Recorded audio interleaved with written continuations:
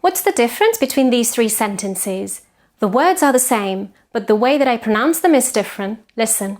I gave Mark the book. I gave Mark the book. I gave Mark the book. So the difference is the information in each sentence that is highlighted, that is prominent.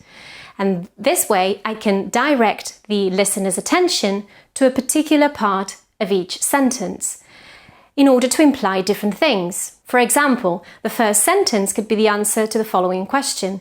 Did you give Mark the pen? I gave Mark the book. In this way, I'm contrasting book with pen. The second sentence could be the answer to the question, did you give John the book? I gave Mark the book.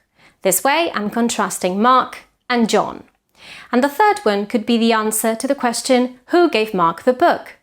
I gave Mark the book, highlighting the fact that it was me who gave Mark the book. This use of prominence in English is very different from what we do in Spanish. In Spanish, we may reorganize the elements of the sentence so that the important information is at the end. For example, the following sentences would be the equivalent in this case. No, le di el libro. No, se lo di a Mark. El libro se lo di yo.